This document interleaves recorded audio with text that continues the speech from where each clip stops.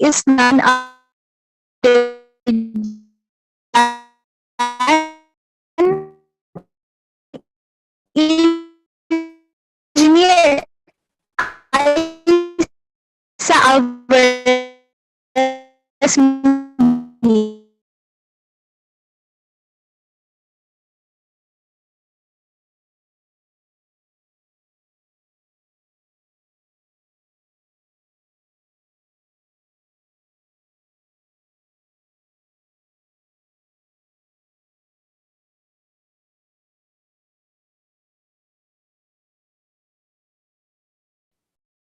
Hello, everyone. I'm not sure if I'm the one who's having internet connection problems, but the connection was kind of intermittent a while ago.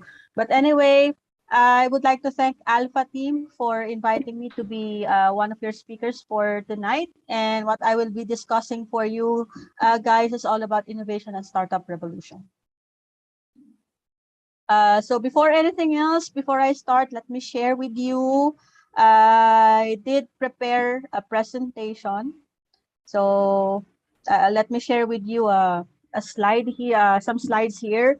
So before I go deeper into the topic, let me just give you a background of myself. So I am the co-founder and CEO of SALT. SALT stands for, it's an acronym for Sustainable Alternative Lighting. And what we basically do, we are a social enterprise trying to address the light inequality gap here in the Philippines by way of a lantern that makes use of the most abundant natural resource that we have, which is salt water, seawater, as a medium for you to generate power enough for you to light up LEDs and even charge low power mobile devices like cell phones and smartphones. So this is the first version of the lantern. And hopefully by July of this year, we'll be able to launch the second version, which is, of course, more powerful than the first one and still has a USB port where you can charge cell phones and smartphones. So it's this upcoming version of the lantern will be more powerful. So meaning you'll be able to charge your cell phone a lot faster than this old version.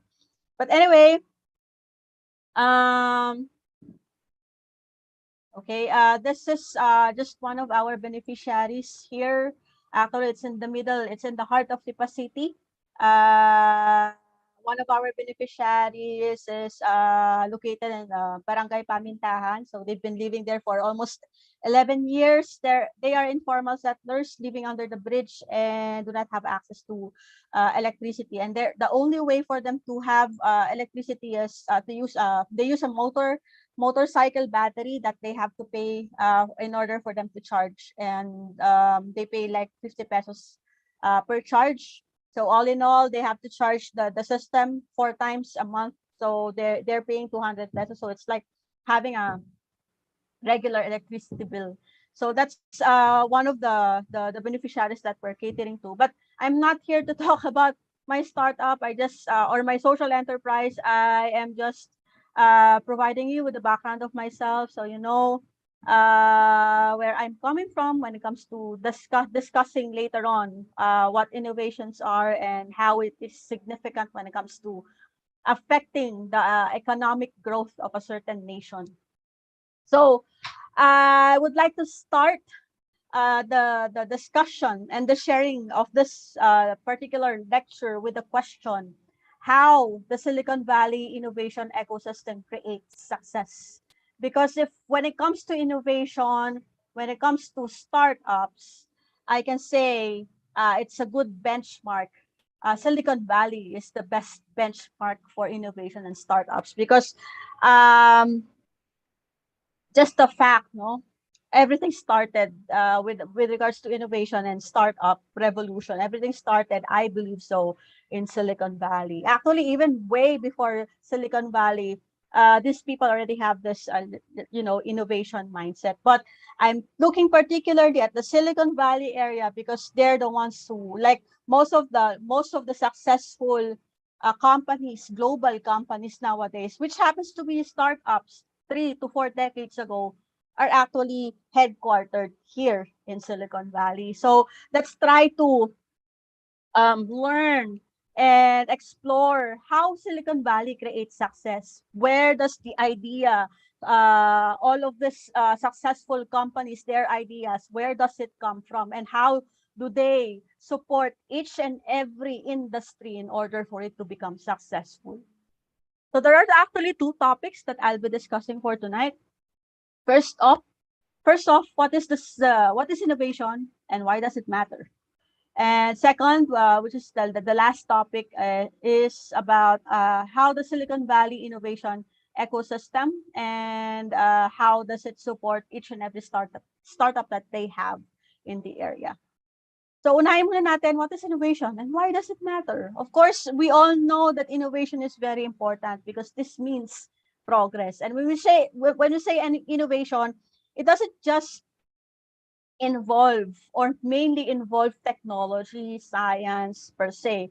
But this innovation can also involve, let's say, for example, a change or an improvement in the system or in the supply chain or on your business model. So it doesn't necessarily have to do with technology, but some sort of improvement in the system. Okay. So why does innovation matter? Let me just show you like a graph here just to emphasize on why it matters. So this is the GDP, gross domestic product of the US. So I'm always benchmarking on the US because that's where Silicon Valley is from. So this is the GDP or gross domestic product of the US. As you can see, from the 1960s up to the 2015, it's forming like a hockey stick. So the growth is exponential. That's the interpretation of this graph. And then this is the US patents. So patents and patent applications that were issued, granted, or applied, or waiting for first action or pending patent applications. So as you can see, from the 1980s up to the 2000s, it also follows the same pattern as the GDP. So it's also on an exponential growth. So if we're going to coincide both graphs, it only means that they correlate together. So it only speaks that innovation has a direct impact when it comes to the health of the economy of a nation. And it clearly shows here in the patent application, patent grants that was issued in the United States. You can clearly see the correlation between the graphs. And recently, I'm not sure if if you have seen this um, visualization like a week ago. I just read about this, that IBM still is the leading company or corporation which submitted like more than if I'm not mistaken 2,500 plus patent application. So they're still in it. I mean, American companies and Silicon Valley companies are still in the race of submitting patents and innovating. It's a continuous process. And what's even more powerful is not just about innovating and creating new ideas, but it gets even more powerful if we infuse what? If we infuse entrepreneurship in innovation. Because how will you propagate innovation without the system of entrepreneurship, without the system of making it available for everyone to use? So it will even be more powerful if your innovation, your science, and your advanced science, technology, research, it will even be more powerful if we turn that into a startup, if we infuse entrepreneurship in it. And how so? How do I, why do I say this? Just imagine this graph here that I have. This is actually a GDP of the Philippines. That's $225 billion. And this is the combined revenue of only four of the most powerful and successful startups in the US. Only four combined revenues of these startups, of these companies, which happens to be startups like 3 to 4 decades ago.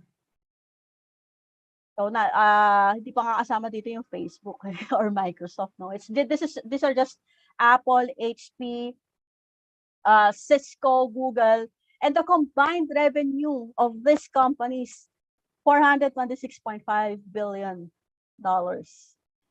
So these are just four of the most successful companies in the US, which happens to be startups 3 to 4 decades ago. So dito mo palang makikita na how powerful innovation is infused with entrepreneurship. Kaya nilang bilhin yung Pilipinas. Not even half of it ay GDP ng Philippines. Facebook is not even here yet. Microsoft is not even here, or even the companies of Elon Musk, diba? So innovation infused with entrepreneurship is really powerful, and that's what we're hopefully we get to adapt here in the Philippines. And I think they're trying to do that. They're trying to bring Silicon Valley system here in the Philippines. So when it comes to innovation and entrepreneurship, there are actually 5 value propositions that this system is actually giving us. Ano yung mga value propositions na yan? Number 1, of course, they create new product. So there are actually lots of products that we haven't thought of before that right now we are actually using. Let's say for example, Facebook. Facebook is one of the leading communication platforms that most of the people, like I'm not really sure, but I guess 6 billion or 5 billion or 6 billion are actually signed up to Facebook. So it creates new product, and aside from that, I've told you a while ago, this isn't just about new technology. It isn't just about advanced science, but it also creates new and improved process, and then of course service. So aside from that, it also creates new value. Things that you think are not valuable before, you are actually using it now, and it's becoming part of yourself, of your lifestyle. Let's say for example, Facebook na like 10 years ago, it's just a communication platform to learn about the latest updates about your friends. But nowadays, it's becoming more powerful because it's also a platform for you to use for your business because of the foot traffic that it attracts. So you're creating new value. It transforms lives. Of course, if you have if it creates new value, if it creates essential parts, and it's becoming part of your lifestyle, it transforms, diba? It transforms another industry. And then another important value proposition that the Silicon Valley system is giving us is, of course, modern economic growth. So we have seen lots of things that's been happening when it comes to the like the latest startup companies in the US affecting the economy of the nation, of the country. Let's say, for example, cryptocurrency or blockchain technology, their NFTs, they're trying to revolutionize the economic growth of a nation. And of course, that entails also income growth. So all of this together, these are the value propositions that this Silicon Valley system is actually giving us. So the Silicon Valley innovation ecosystem. So I'll be sharing with you what are the value or the ecosystem, like an overview of the ecosystem of Silicon Valley. So you have an idea what kind of innovation or what kind of support this or foundational structure Silicon Valley is actually offering in order for it to support their startups and their businesses, the innovation. So, what is Silicon Valley muna? And saan to located? So, Silicon Valley is actually located in, it's actually around 1,854 square miles. So, ganun siya kalaki. It is servicing around 2.9 million people, so almost 3 million people, generating 1.4 million jobs. And it represents, this is just it's not even a state. It's a location within a state. And it represents the 19th largest economy in the world. Just imagine that. So it's amazing, amazing to learn. And this is the like a more zoomed version of the Silicon Valley, and as you can see, it's most of the successful global companies are headquartered here. Let's say, for example, we have Oracle. Stanford University is also in this area. Facebook, we have HP, we have Google, we have Apple, Cisco, and Intel, all in one place, which is the Silicon Valley. And then talking about like the innovation, what's the largest share of employment in Silicon Valley than anywhere else in the US? So this is it generates 1.9 million jobs across the United States. So that speaks a lot how important is startup and this area in particular in supporting startup and making it a successful company, not just a successful company, but a successful global company. So it generates a lot of jobs, also in the Bay Area. About in San Francisco, it generates about 18.4%, most of which are coming from the IT sector. And then we have life sciences, we have advanced manufacturing, and then aero defense system. So in Boston, it also generates around 17.9%, most of which coming from the life sciences and advanced manufacturing sector. So innovation infused with entrepreneurship really generates a lot of jobs. And there. So what makes Silicon Valley so special? So number one, the world's greatest assembly of scientific capacity is located here in just within this area, like the world's greatest assembly of scientific research capacity is located here. What are those research capacity or scientific research capacity? We have the 5 world-class research universities here in this area. We have the UC Berkeley, Stanford, like what I've shown you a while ago in the slide. We have UC Davis, UC Santa Cruz, UC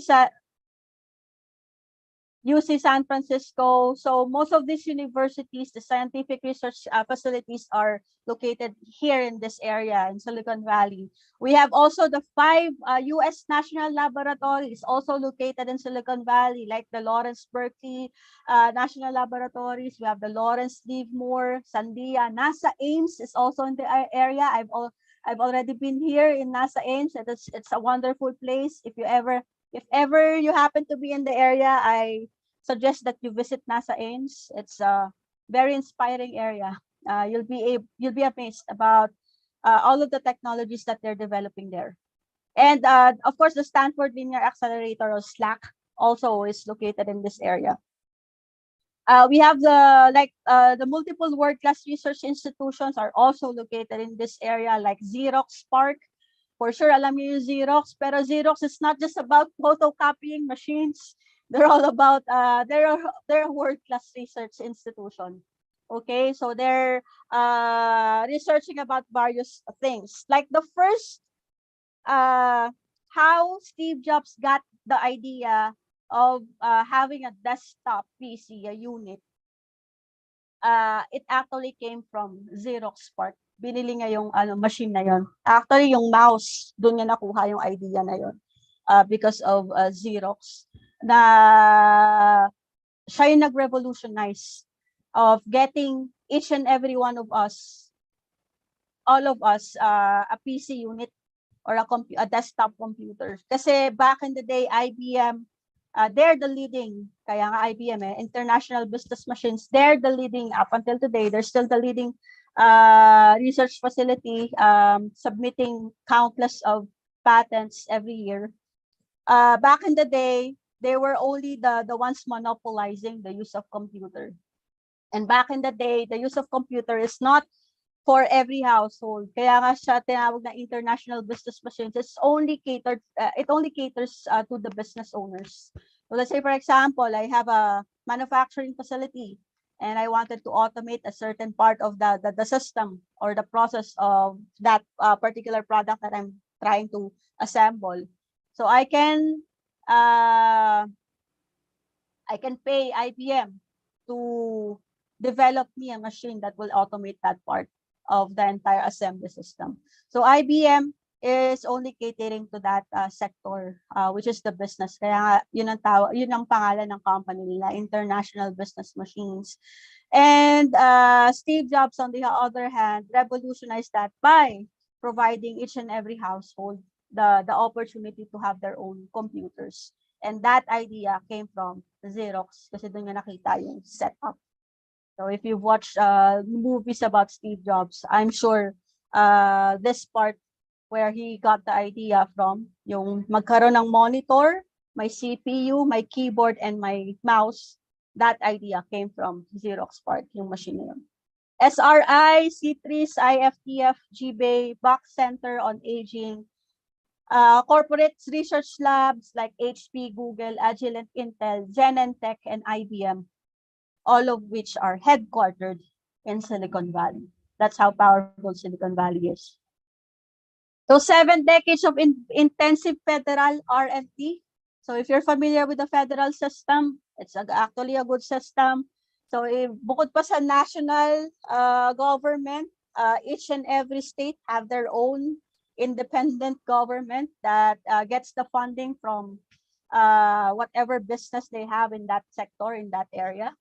And each state actually provides R&D funding for whatever idea or research is, of course, being developed there. So kung nagustuhan ng isang state yung idea mo, let's say for example, you have this certain idea that would change the lives of many, you'll be able to get grants or you'll be able to get funding from the federal government. Seed funding is also very important when it comes to when we talk about seed funding. The objective is really to develop the technology or the what we call it MVP or minimum viable product for testing. What's the significance of this? Kasi usually mga startups, of course, kaya nga startup, umpisa pa lang, wala yung masyadong capital to build their prototypes. So how can you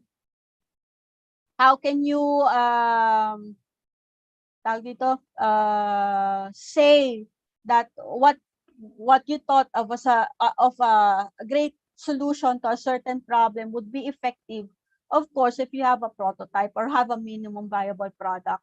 And Silicon Valley realizes that particular gap between creating a successful startup from idea or turning your ideas into reality.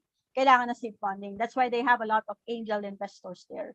So when we say angel investors, mag-invest lang siya sa inyo without really pressuring you onto giving him the ROI or letting you give him let's say for example a weekly report of what's going on. So it's very lenient. That's what I mean when it comes to angel investment. So it's very lenient. The objective is really just to help you create your minimum viable product and then test that out in the market, whatever sector you're trying to address. So on average, Santa Clara County received more federal funding for R&D than any other U.S. county from 1950 hanggang 1995. The DOD, Department of Defense, or DARPA, marami rin tong natulungan na startups in the US. One of which, hindi ko alam to, back in the day, Google has received a grant from the Department of Defense pala. So without this grant, Google wouldn't have been what Google is now. So they've been supported by the government pala. Because this is actually master's dissertation or thesis of the two student founders of Google. Later on, I'll dwell on that topic later on as we go through the lecture. So world leading access to risk capital is also in here. Like 40% of US venture capital invested in Silicon Valley or Bay Area. So when we say venture capital naman, ito na yung kailangan ng mga reporting kasi although most of which na nakaka-receive ng venture capital, of course, ito na yung mga kumbaga mayroon ka ng traction na tinatawag. You have already proven your solution na it's useful, it's helpful, people desire your solution, they're paying for it for them to use your product or your service. So you have proven yourself worth of a venture capital investment. So these are most of them are corporate investment na. 7 of the top 10 US VCs in terms of funding exist also in Silicon Valley area.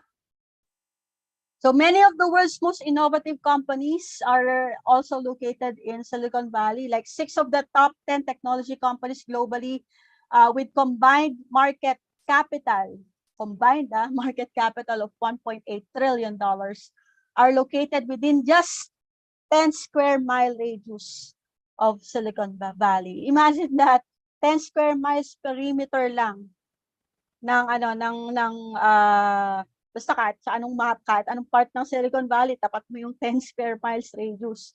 Yan yung average combined revenue nila, $1.8 trillion. That's how powerful this place is. Actually, gusto na nga nilang they can fend for themselves. They can even parang pwede silang humiwalay sa US if they wanted to become their own country or independent country. They can do so because they're generating this amount of revenue. The Silicon Valley startup ecosystem is 3 times bigger than New York City. Imagine that. Ganun kalaki yung ecosystem. 3 times larger than New York City. 4.5 times bigger than London. 12.5 times bigger than Berlin. Ganun kalami yung dyan. Ecosystem or yung mga companies dyan. Inviting location for high-skilled talent, especially foreign immigrants. So as you can see, they're very much open to talents around the world. So if you have an idea, if you can prove yourself worthy enough to be a Silicon Valley founder, they'll support you there. So kaya kung mapapansin nyo, most of the, or not really most, but partly I can say most of the companies in the US are actually founded by foreign. Like Elon Musk. Elon Musk is not American. He's South African. Si Elon Musk. Pero he's now American kasi nandun most of his wealth and his companies are headquartered in the US, particularly in this area in Silicon Valley. So percentage of bachelor's, master's, PhD holders twice the national average in this area. More than half of the Bay Area startups have at least one foreign-born founder. So ganun sila ka-open when it comes to immigrants, but immigrants with talents. Okay? A distinctively entrepreneurial, innovative, and collaborative culture. So that's the kind of culture that they're trying to promote in Silicon Valley. You have to be entrepreneurial, innovative, and collaborative. Because without collaboration, you'll not be able to survive the startup life. Ito talagang pinakamahalaga, collaboration part. So when it comes to agencies that gives grants sa US, there are a lot of agencies that you can tap. And if they like your idea, they can fund you. How many agencies? Bukod pa, ito yung lahat ng agency na to, they have their own innovation funding that if you can, let's say for example, you have an idea about getting rid of some energy crisis problem. So you can go to the Department of Energy. They have funding for you there. If they like your idea, they can fund you. Bukod pa sa national yan at bukod pa sa federal grants yan. Napakaraming grants. So what I'm trying to say is, kaya kailangan natin ng mga agencies with this much of agencies giving grants. Because what? What are you trying to motivate here? You're trying to motivate who pala? You're trying to motivate the researchers of the university to come up with quality research, because at the end of the day, when they have submitted quality research, they know they can get the funding. And if they can get that funding, they can turn that into a startup. So ganun siya ganun yung yung cycle niya. It's a very very advanced system. And if I try to like compare the number of grant giving agencies and bodies here in the Philippines, I believe so we only have two. So what are those two agencies? We have DTI and POST. So if you go to Department of Energy, I'm not really sure if they've changed the system, and ask for a grant there, they will direct you to DOST. So wala silang sariling grant in the Department of Energy. So if direct ka nila sa DOST, di syempre, what happens to that? Agawan kayo doon. Pagandahan ng so nalilimit yung yung number of potential research sana na mapondohan at ma-turn into a startup. So that's the downside of having parang limiting agencies that can fund your idea and help you turn that into reality. So unlike in Silicon Valley in the US, they have bukod pa yung federal So these are the national agencies to, bukod pa yung federal agencies per state. You can get grants from. So anyway, Silicon Valley's innovation ecosystem, paano yung cycle nito? Of course, if you have successful companies like Google, sino ba yung hindi nakaharap na maging empleyado ng Google? If you've been to the facility or the workplace of Google, ay talagang gusto mo magtrabaho doon. Sobrang tawag ito, conducive nga when it comes to creativity and generating ideas. So if you have successful companies like Google, of course, what do you draw? You draw talent. Talent not just within the US, but global talents outside the US. And if you can draw talents in your company or in your in Silicon Valley area or in your country, that's a self-referencing communities yan. So parang ganun yung propagation. It's organic. Ganun siya. Kaya lumalaki yung ecosystem nila because of this cycle. And then if you can self-reference your communities, you not just inspire people to become an employee in your company. You also inspire them to come up with their own idea and turn that into a startup.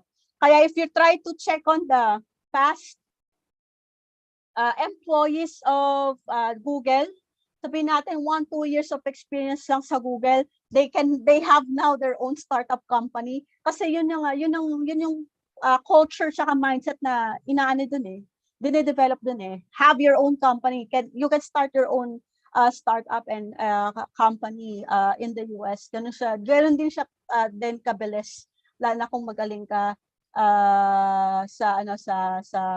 kumbaga maayos yung idea mo and your idea really would be really helpful in a certain situation. So kaya nakalagay dito yung entrepreneurship. Entrepreneurship is revered. Talagang nire-respeto nila yung entrepreneurship doon. So that's the kind of culture they're trying to promote in the area. Kaya at the end of the day, palaki yung startup ecosystem nila.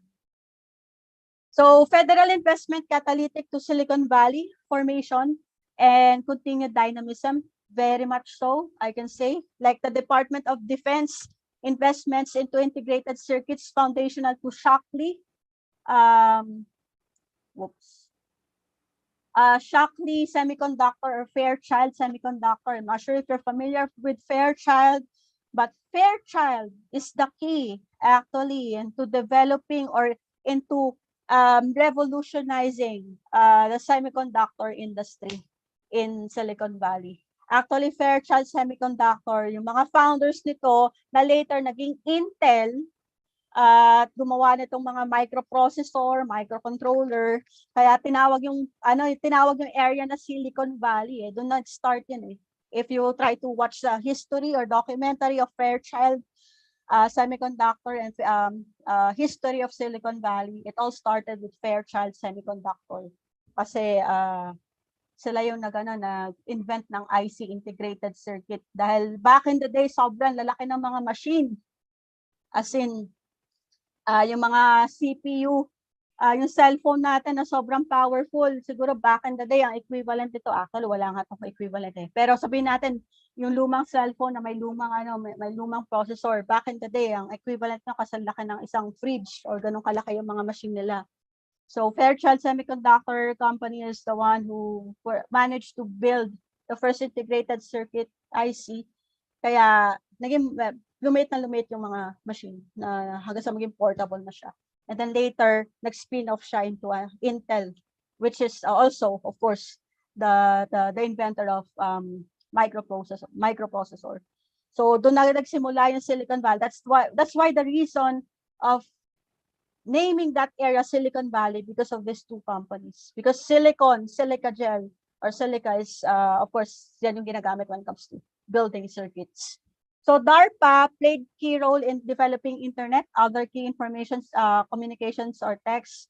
Like DARPA have invested in various technologies, pero most of which they invest mostly in semiconductors, supercomputers, lasers, GPS, the internet, Google, they sila yung invest sa Google.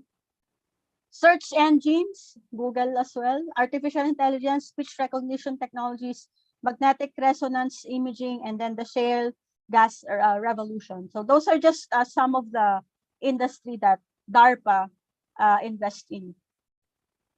So the role of basic research in iPad, how important is the location when it comes to product development? Sobrang important, super important. Why? Because if you're trying to develop a product, it's kind of hard to ideate, create a prototype wherein all of the parts of the system you get from, different places pa. Kailangan mo pa i-import, kailangan pa ganun. Dito sa Silicon Valley, since all of the laboratories, all of the companies developing this and that is already located in one location, you can create new products just by collaborating with these people. Like the iPad, most parts of the iPad did not come from Apple as a company. It's actually a collaboration between several industries and several companies. Katulad nga ng micro hard drive storage. Galing yan sa giant magnetic, galing yan sa TOE. Tapos itong lithium-ion battery, Department of Energy rin yan. So itong thin film transistor LCD, basic research yan ng NIH, NFS, DOD. So all of the parts of the iPad came from different scientific facilities that is located in just one area, which is Silicon Valley. So that's how important location is, or having all of this research facility, this academic institutions, the startups, these companies housed in one area. Ganun siya ka-importante. Kasi you can, it's really convenient for you to develop product if you already have all of this people, not just the parts, but the people, the minds you can tap, diba? Pwede mo sila maging partner into developing or whatever product you have in mind. So federal R&D funding helped launch Google. Ito nga yung sinasabi ko sa inyo a while ago, I was not aware that Google was actually funded by the government in the US. So, but they were funded by the government, by the federal R&D funding. In the mid-1990s, 2 graduate students received part of a 4.5 million digital library research grant from NSF, so National Science Foundation, seeking to better understand, sort, and find information using the web. That's the Google search engine. They used the funding to develop the backrob algorithm, precursor to the Google search engine. Today, isipin nyo just by providing this company for $4.5 million grant, how much is that? How much has been multiplied because of the support of the government to Google? How much of that funding have been multiplied because Google happens to be become successful like 10 years after. So today Google has 46,000 full-time employees and is worth $370 billion. I-compare mo yung investment nila na $4.5 million sa $317 billion. That's how successful the decision of granting this company funding for them to develop their idea and their technology. So the return on investment ratio is greater than the ratio of the red dot to the white circle on the next slide. Yan. Ito yung pondo ng gobyerno. Halos hindi mo na makita the red dot. And then the white part is the impact of Google, not just in the US, but around the world. They generate more than, not just even 46,000, that's the full-time employees, but more than 100,000 jobs worldwide. And they're worth $370 billion nowadays. So ganyan yung impact ng investment ng gobyerno. And ano yung kagandahan nito? Of course, since you are earning $370 billion, balik din naman sa government yan. They're paying taxes for it. And the tax goes back to the agency, to the grant-giving agency, giving grants to, of course, another great idea and research that can become the next Google or another successful startup. Cycle lang siya. Ang galing ng sistema. So anyway, government-funded university research yields substantial social returns. So as I've told you a while ago, it's not just about the money, but it also generates a lot of jobs and new products, new services, new system. So it's really all about the progress side. So hundreds of companies directly trace their origin to the federally funded university-based research. So if you try to check on the history of Silicon Valley, yung Fairchild Semiconductor is actually a university federally funded. Ano kasi mga professors yun yung founders noon. So university-based research din talaga siya. So ganun naman yung role ng academic sector or ng university sa US. Sila yung nagbibigay ng quality research. Katulad ng Google, they were graduate student, graduate thesis nila yon na pinondohan ng government that became Google.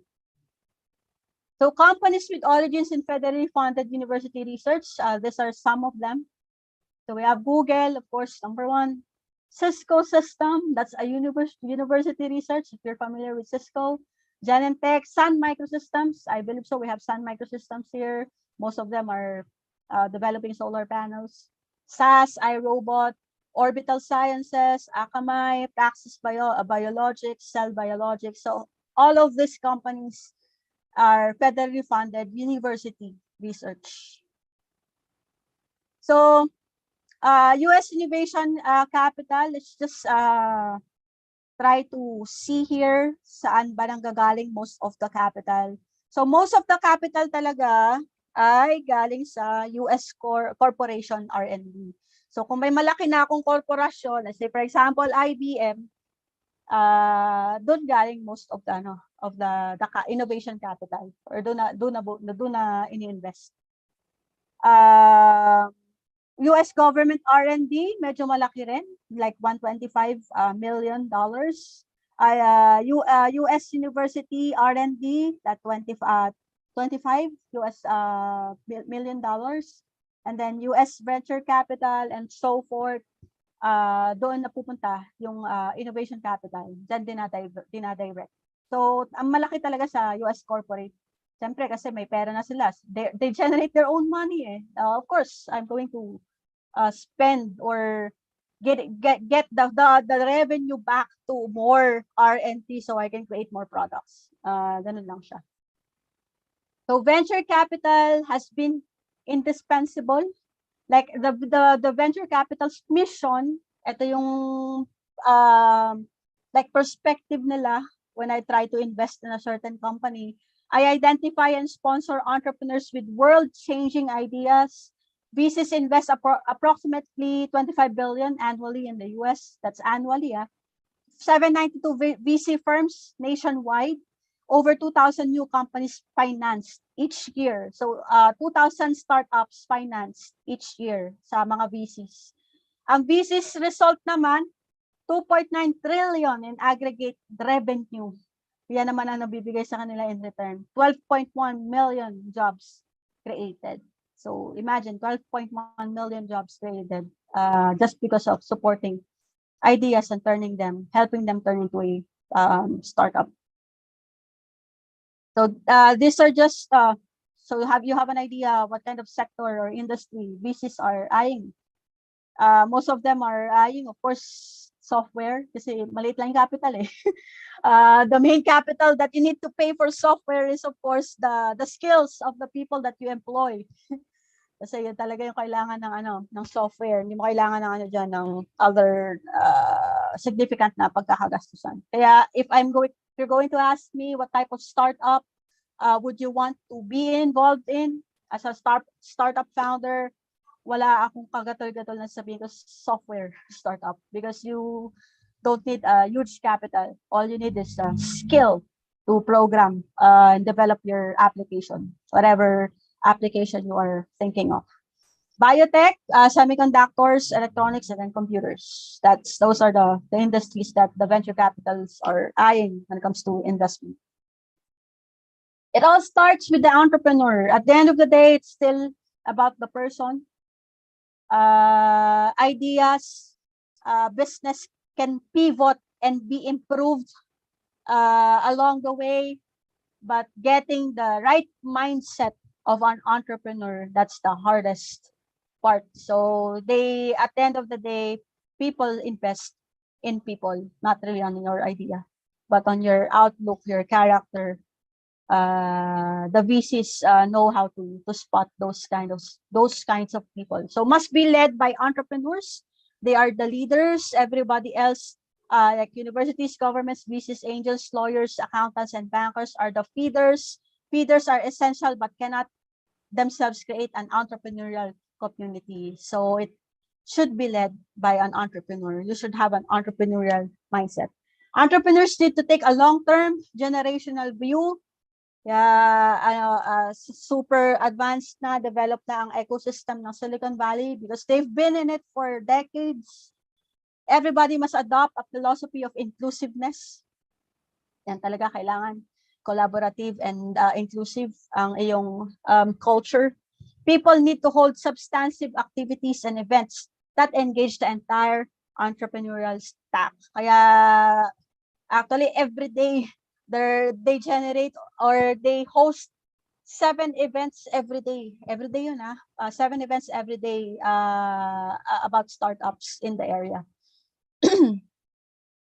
And yeah, collaborative. Like I've told you, you should have this kind of kasi like what you've seen on the previous slide, yung paggawa ng iPad wouldn't be developed if not for those research facilities involved into developing that particular product.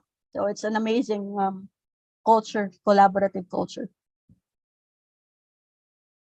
Pinapakita lang dito yung mga foreign-born total population. We have 36.4% in the Silicon Valley area, 27.1% in California, 13% overall in the United States.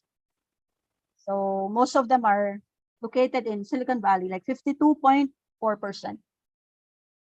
At the end of the day, sabi ko sa inyo, human capital is the most important capital of all. So what we should do, we should invest in people. So anyway, before I end my presentation and before we proceed to the Q&A, I'll show you first a video. This is just a video, a documentary that was shot way back in 2017 about when we were just trying to develop our salt lantern. This is the community that I was talking about before, the community living under the bridge, Barangay Pamintahan. So, yeah.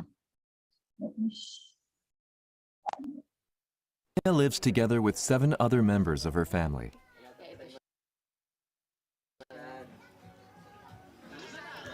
We usually rely on this rechargeable battery. Does the battery work okay for you? It's small, so it doesn't last very long.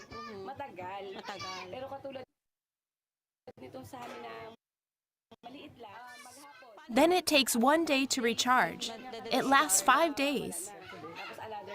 Where do you recharge the battery? We have to carry it 10 minutes away for that. Each time we recharge, it costs 50 pesos. We do it 4 times a month, so that's 200 pesos. That's the same as a regular electricity bill. That's right, so we can only use a lamp in one room. When you think about it like that, it's more expensive than having a normal electricity supply.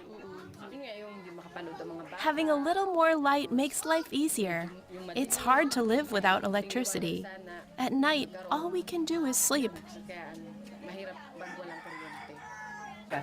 Concerned about the cost of recharging the batteries, the family typically uses no light after 6 o'clock in the evening.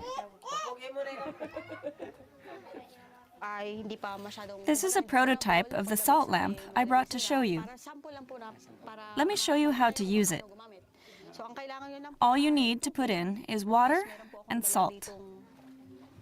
It works with seawater too. It's very simple. It uses salt you can buy at the market. You make salt water with the salt.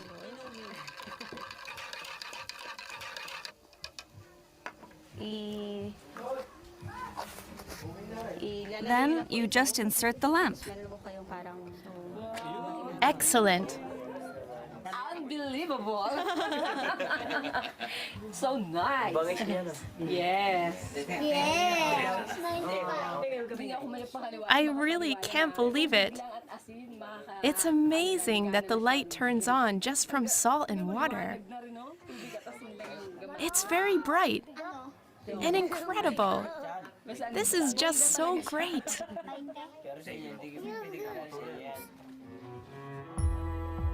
For the first time, the light from the lamp lets the children study at home, when until now they had to finish it at school.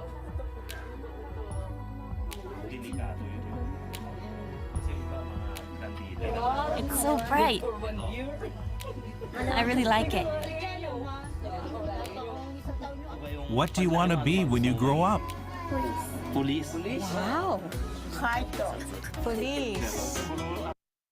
So if you have any questions, feel free to ask me after this presentation. If you can't think of any questions to ask me right now, you can always send me an email.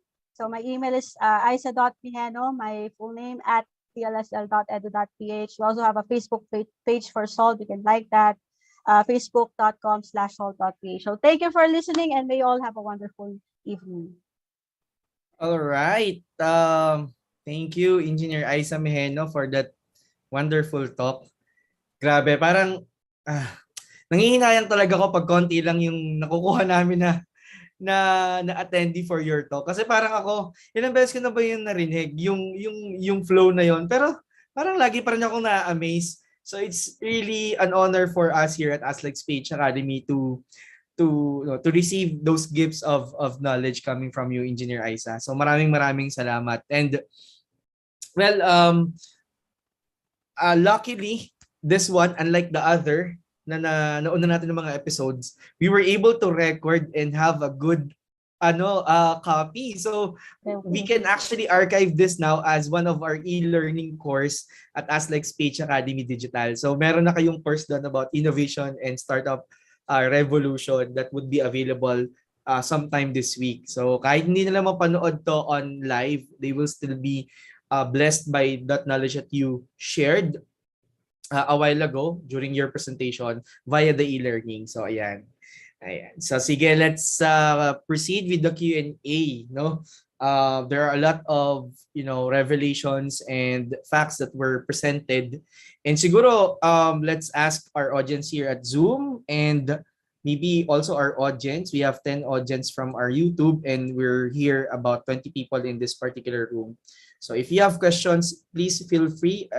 We are bounded by time, but I think we can accommodate maybe 2, 3 good questions if you have something in mind. So this is the best time for you to ask that question to Miss Aiza.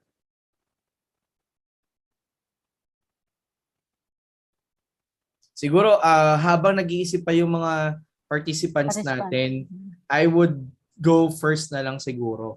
Okay. You mentioned earlier that the role of the academe, since you're from the academe, you're from De La Salle Lipa, and it was just known to me right now na yung Google pala is a product of a graduate research or a Yeah, research. true. So parang sabi ko, wow.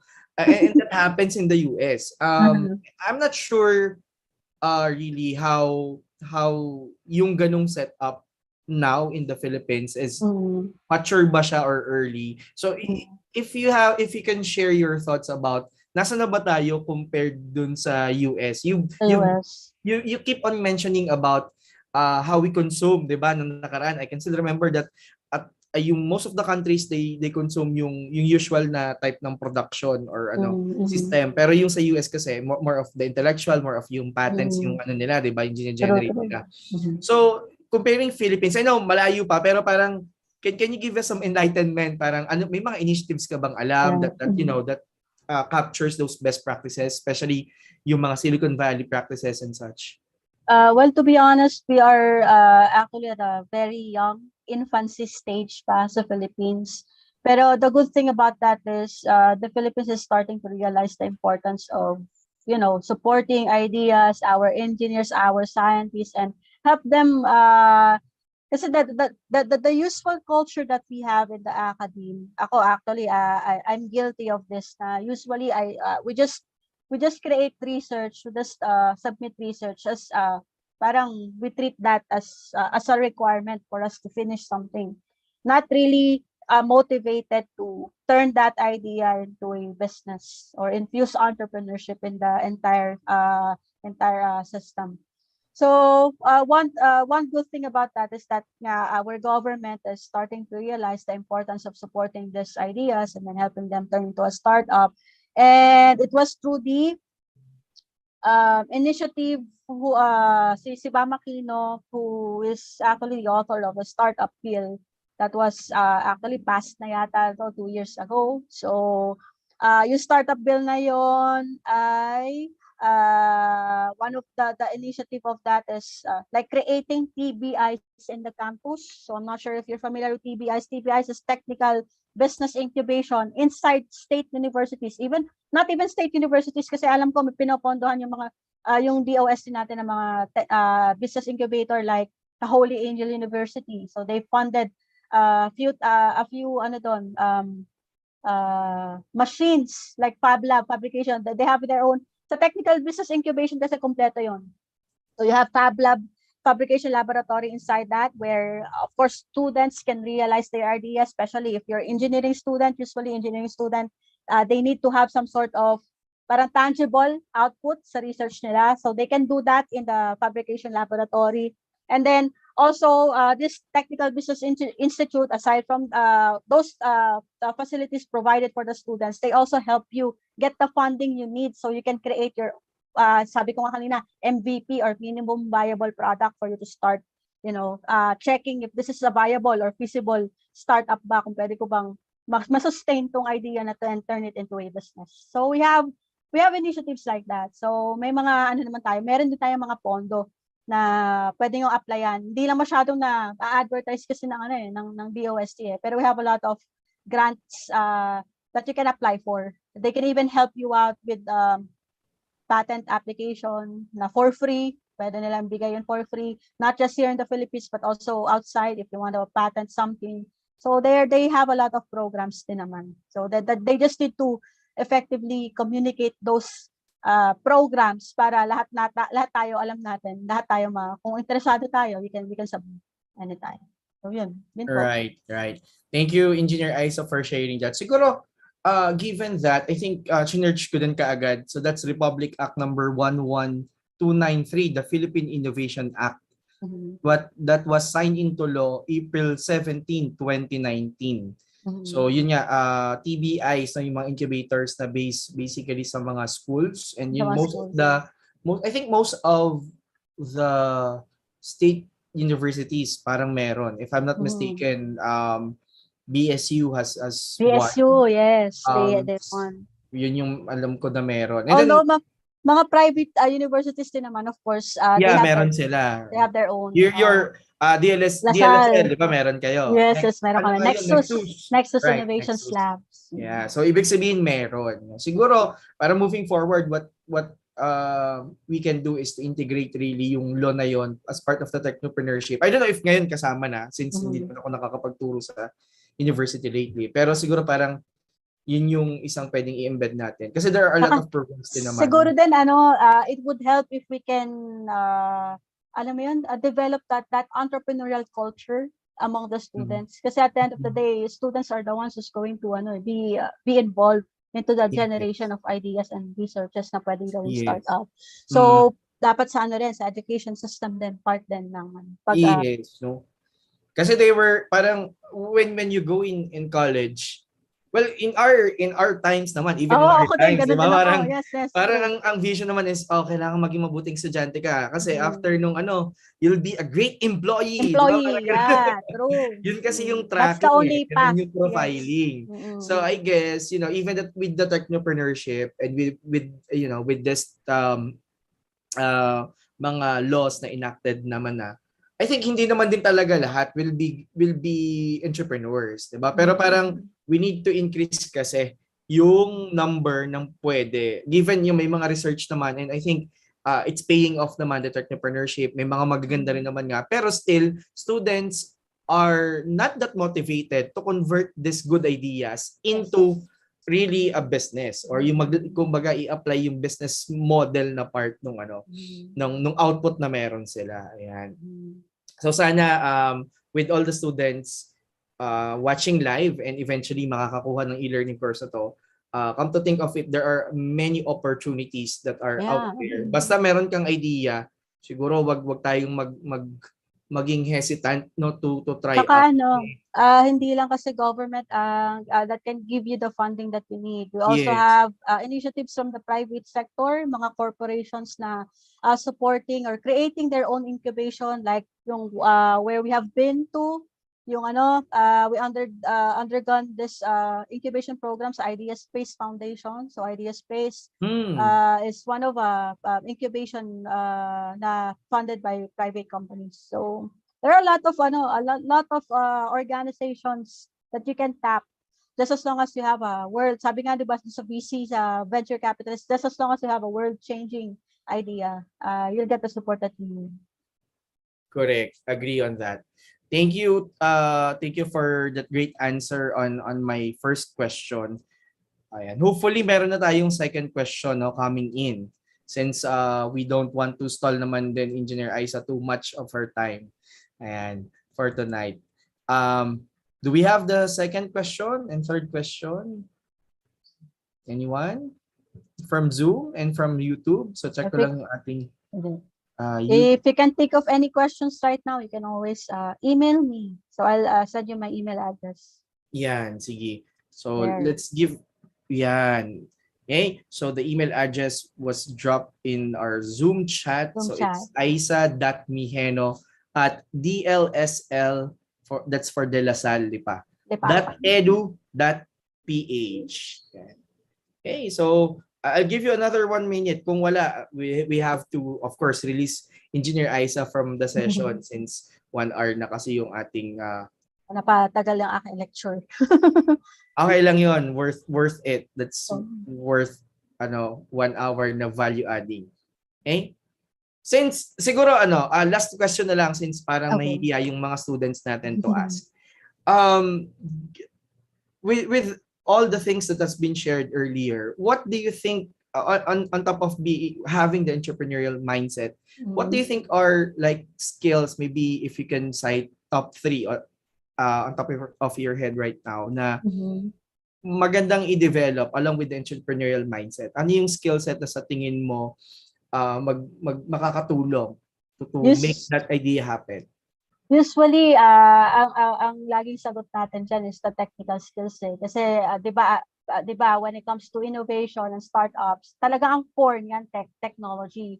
Pero that's not really the main thing. Like the core thing that you need to learn in order for you to become a successful startup founder is your soft skills, your skills into, of course, collaboration, talking to people, empathizing with people. So, you can really generate effective solutions. Kasi pag alam mo talaga kung paano makipagkapwa-tao, you're not just building partnerships here or collaborations here. You're building relationships, and relationships is really important when it comes to business.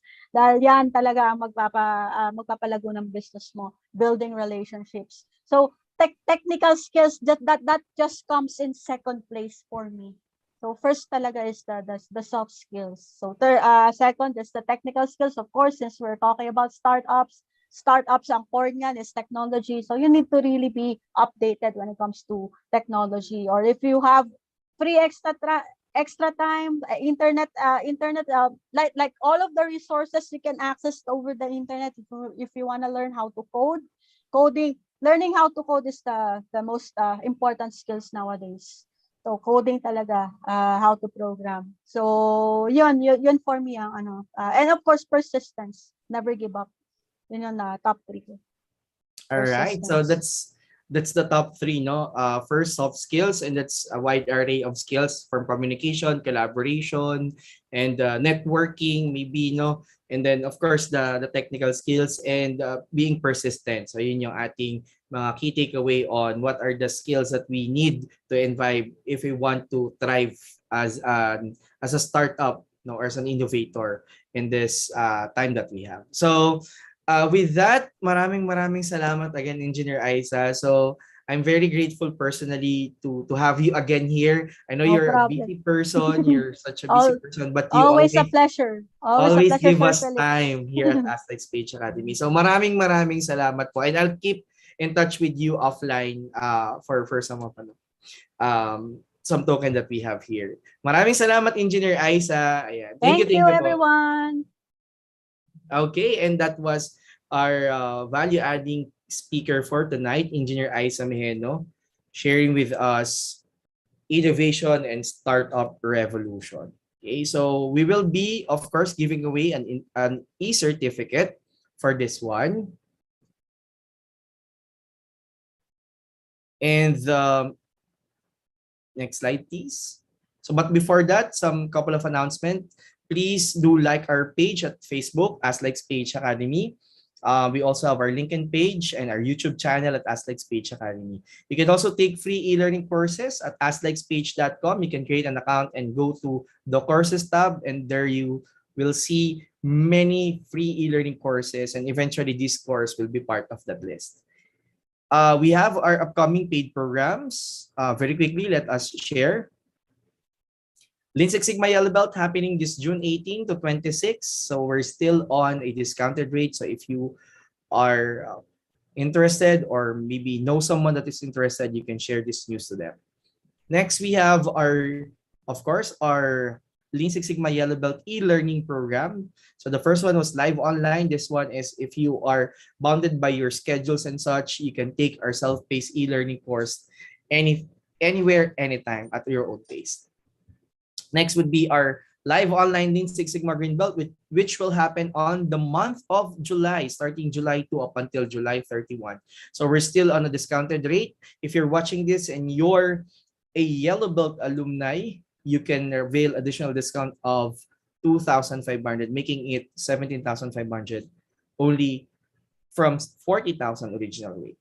Next would be our, of course, the self-paced version of our Lean Six Sigma Green Belt, which is now offered at 14,990. But we have a big announcement to make later on, so we have to watch out for that.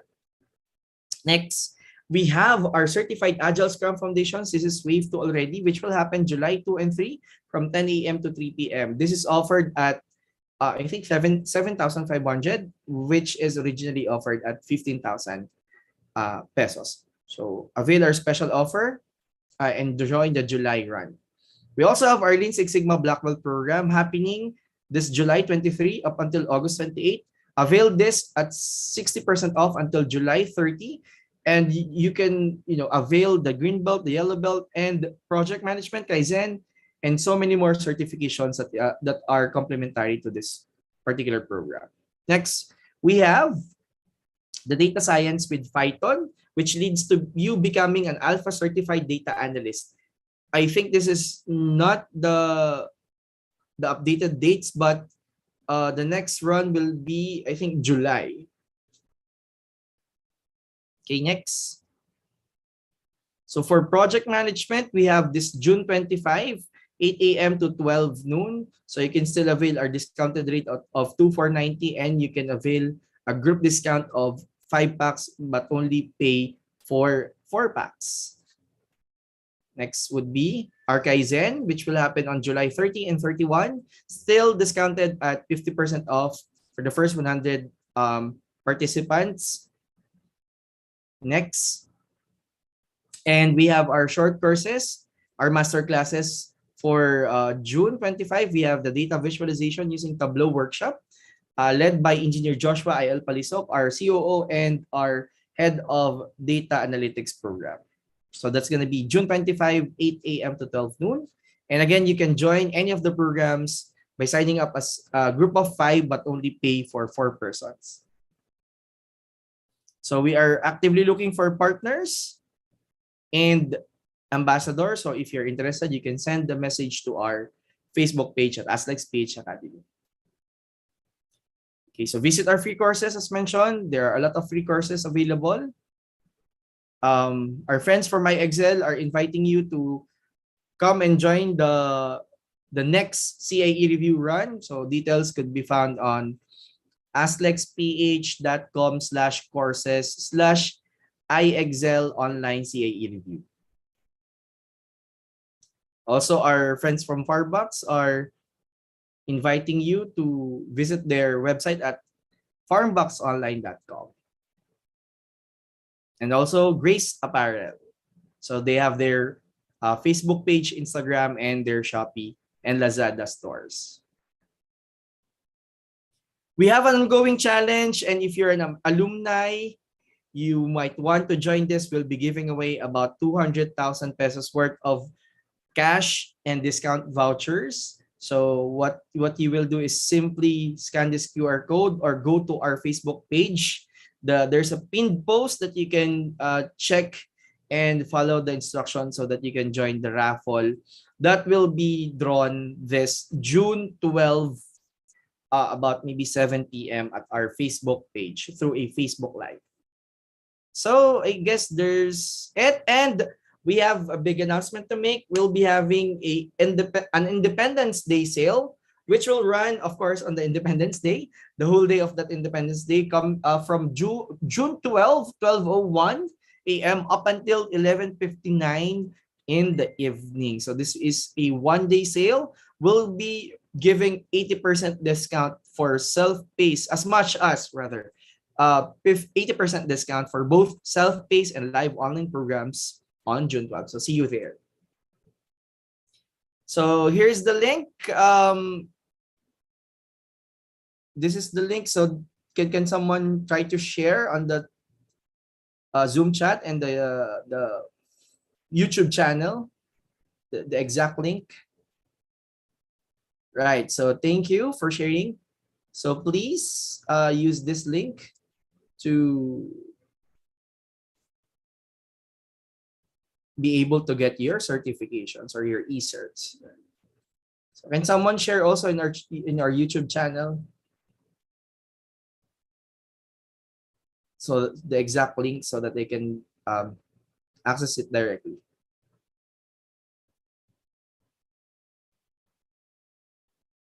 All right. So without